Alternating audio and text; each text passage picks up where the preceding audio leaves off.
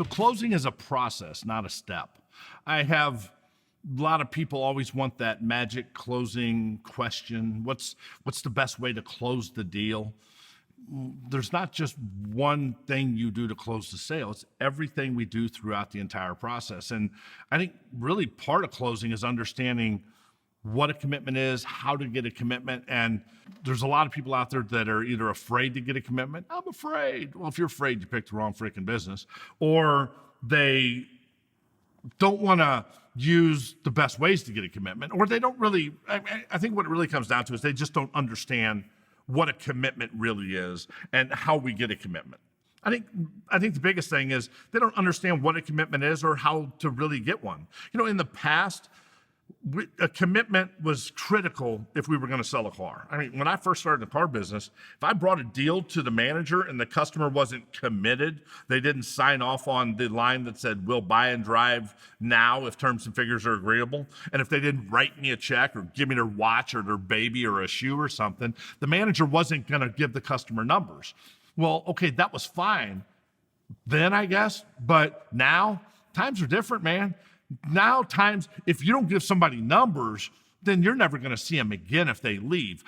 But having said that, just because people can shop around without getting commitments doesn't mean we shouldn't always try to get a commitment. Man, my goal to sit down to work that car deal is to get a commitment, but it's understanding what is a commitment, right? How do we get a commitment? Well, I think it starts with the definition of a commitment, or at least how I define a commitment. To me, a commitment is a series of actions, answers, and events that eliminate all other options. So what does that mean? Well, it's as you go all the way through the car deal, you're getting the customer answering questions, they're doing things, they're saying things, but at the end of the sale, when it's time to ask that formal closing question at the end of the demo, it's, man, I tell you what, you guys are gonna love your new car. Go ahead, park it in the sold row, and let's go inside and wrap it up. Did you want to tie it up one name or two? Okay, whether you say that or not, I don't really care.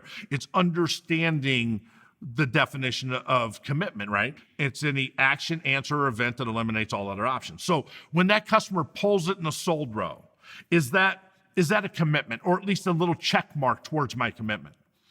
It can be, right? By itself, not necessarily. Maybe the customer's pulling it in the sold row because that's where I told them to park it and they don't know where else to park it. But maybe it is a little check mark. When I say, did you want to title one name or two? And they say they're going to register in two names. Is that a commitment? Yeah, it's a commitment, but it may not be a commitment. In their mind, they may be thinking, well, when we buy a car, we're going to register it in two names. When I say hang on to the keys, somebody else drives your new car, and they hold on to the keys, is that a commitment? Yeah, that's another little check mark. Hey, put my business card on the dash, nobody else drives your new car. Did you want a bottle of water or a cup of coffee while we wrap it up? Hey, read me the odometer, we're going to need that for the paperwork. Okay, all of those together start eliminating all other options, right? It's that series of actions, answers, and events. I'm eliminating all other options. Every one of those commitments by itself doesn't mean you have a committed customer. I mean, the reality is I don't think there's such a thing as a 100% committed customer. I think at any point a customer could decide to back out. I think at any point the customer could step away. Even that guy that got a 540 credit score says, if you can get me approved, I'm a done deal. And then you come back and say, good news, we got you approved. And they're like, oh, now they got a hunting license. They think they can go shop all over town. So nobody's ever 100% committed, but it's really about putting the odds in your favor. And it's understanding that the more of those action closes, the more of those answers, the more of the things I make customers do, or any of their answers I'm getting from them, I'm eliminating all the other options, and you're firming up the commitment. Because now when you sit down and start working that car deal, now the customer's not thinking about buying it if. Now they're committed to buying it. I just have to figure out how to fit that vehicle in their budget. So never forget, a commitment is a series of actions, answers, and events that eliminate all other options. So there is not one magic closing question. It's everything you do to get that commitment from the customer.